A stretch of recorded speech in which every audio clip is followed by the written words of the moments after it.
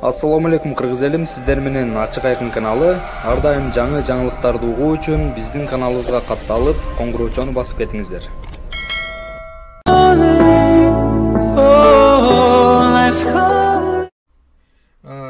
Жапкеевке чалган аракет кылам азыр. Силердин көз алдыңарда. Если получит, хорошо. Если не получит, попробуем. Вот, көз алдыңарда.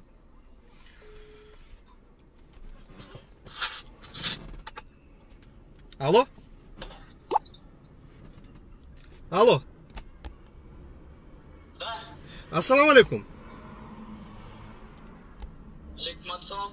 Симига кандайсыз? Шүгүр. Денсаулыктар, бала чака, урук тууган.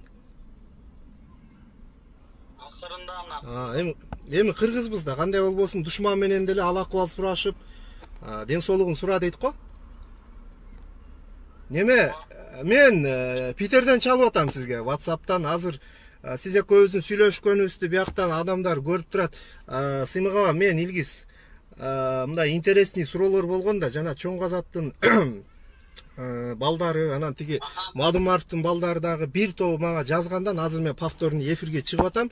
Мен азыр биякта өзүмүн баракчама эфирге чыктым, эфир кетип атат. Азыр экөөбүздүн сүйлөшкөнүбүздү адамдар да угуп атат. Чтобы лично жанагыдай бүдөмүк, караңгы суроолор же бир жаман ойлор да болбосун, мындай ток этерин ачык сүйлөшүп алалы. Мен баягы айтканмын, мен дагы деле ошону кайталап коем кайра.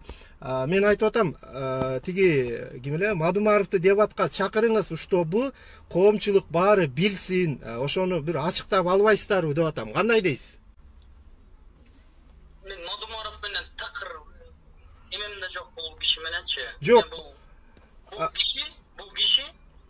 киши жер берген кишилер менен мен дебат эмес, колго алмашпайм. Жок, Симига мындай да, баарын мындай бир баштан сүйлөшөлү. Эми сиз айтып атасыз, жер саткан адамдар менен кол алышып да сүйлөшпөйм деп атасыз. Туура, мунуңуз туура. Мен деле ушул принципти карманмакмын да. Бир убак сиз кайсы бир убакта айткансыз. Мен Мадумаровдун офисине барсам, тилекке каршы бизди принимать эткен эмес, настроениясы начар экен, ал эле бул эле кайра келе бердик дегенсиз. Начар эмес эле. Асхат Осмонов бир жыл мурун жүрүп айке барып келелик офисине. Мен макул эмесимге кирелик. Ушул фондду уралык, ушул движенияга кир дегенден эмне деп мен андан жакшы сурасам, вроде бы нормальный экен да, макул эмесин дегенче каршыман беле бирдеме деген. Хорошо. Барсак. Өзү WhatsApp-ына чалды, бартабыз. Сен байке менен бартам деп сүйлөштү, кел деди, анан барсак кагып силип келди сразу элечи. 5 мүнөткө жетпей эле. Мен айттым, сиз эмне кагып силип атасыз? Мен эмне лидер партиямызбы же мен сиздин партияңыздамынбы же депутатсызбы же министрсизби же кимсиз мага? Эмне кагып атасыз? Деп көз. Эмне сендейлер мага миңи келет дейт, мен миң эмесмин дедим. Миңи келет дейт, мен сага миң эмесмин дедим. Мага эл келсе сүйүнбөйм, кетсе өкүнбөйм дейт. Хули отурасың анда дедим биякта. Эл келсе сүйүнбөйсөң, болгон капчама эстелеп берди. Кетсе өкүнбөйм дейт. Айттым, Илгиз, да нахуй тогда сидиш дедим. Эл келсе, сен эл менен элсиң да, ёбана урут. Сен кимсиң билет дедим. Симигава, мен түшүнүп атам да, мындай мен сизге башында эскертип койдум, чтобы кийин багы абида болбосун, сен мени постава кылдың депчи. Мен сизге айттым, эфир кетип атат, эфирден адамдар угуп атат. Чтобы менин личкама дагы, мына чоң казаттан дагы и Мадумаров жактан дагы адамдар жаза бергенден улам ушуну ачык эле мындай баягы Максат Мамытканов айткандай эркекче сүйлөшүп коелу дедим да, эркекчечи мындай. Я. Ошо кичине, хотя бы кичине фильтрлеп койсоңуз жакшы болот. Болдум да, эме айттым, эл келсе сүйүнбөсөң, келсе өкүнбөсөң эмне отурасыз дедим анда. Экөөбүз жарым саат сүйлөштүк мындай. Айттым, ладно, все, давай кетип калдык бизчи. Анан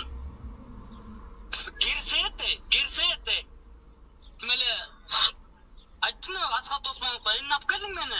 Бир президентке киргенде эле болдум го" дедим.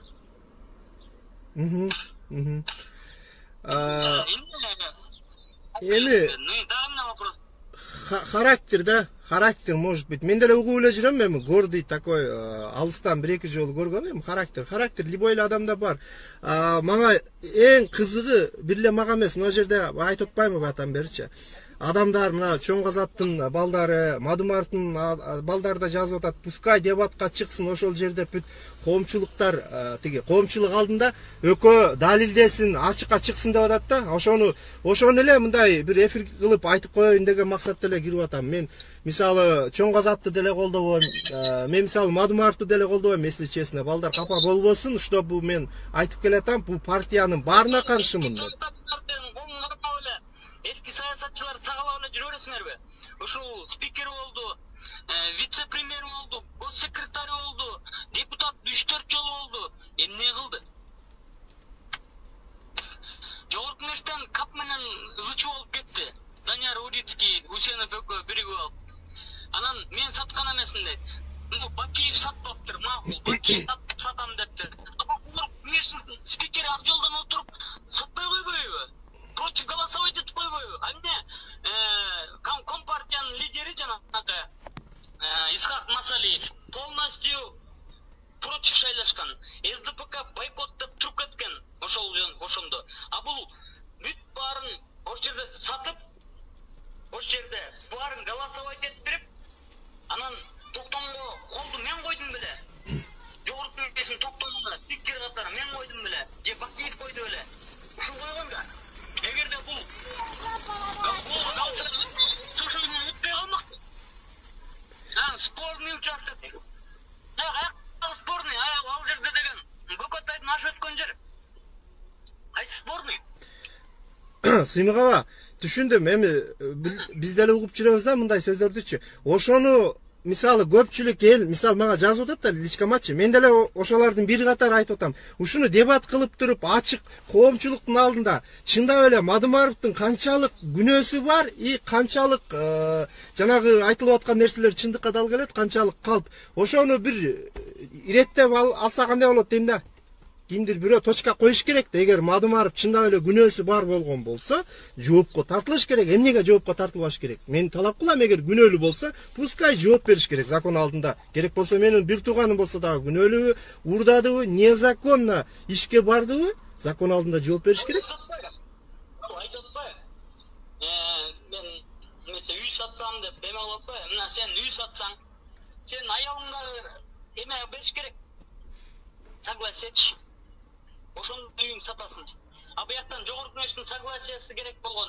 Жогорку кеңеште мен отурган эмесмин. Ошол Адахан Кемсанбаев спикер болуп отурган ошол жерде. Анан Данияр Усенов менен экөө биригип алып, эмнелердин баарын канаган, болгон эмес. Жаныш Талиевке мен кошомак кылып мен чуркап жүрдүм беле. Шапка кийгизип ага, калпак кийгизип, чепкен кийгизип, ваше высочество мен жүрдүм беле. Даватка да каршы чыккан. Даватты жабыш керек деп. О чём вы говорите? Мен жок, мен мисалы айтам да. Мен дагы деле, алло. Кандай болгон? А бул безграмотный адамдын баарын ээрчитип алып эле. Анан мен кыйынмын. Эми ошол эски саясатчыларды токтотпойсуңарбы? Илгиз. Сен эметпейм жоксуң. Жок, мен айтып атам сизгечи, мен сизге айтып атам, мына мен эмес, мына көпчүлүгү жазып атат да Facebooктанчы. Ушуну дебат кылып туруп ачык ошол жерде талкуулап албайсыздарбы? Канчалык деңгээлде күнөөсү бар коомчулук, мына өзгөчө жаштар билсин. Шайлоого жарактуу 18, 19, 20 жаштагылар билбейт да. Алар жанагы уксаңыз Инстаграмга кирип жанагы вайнерлердин видеосун көрүп эле ха-ха хихи кылып маскарадан башканы түшүнбөйт да.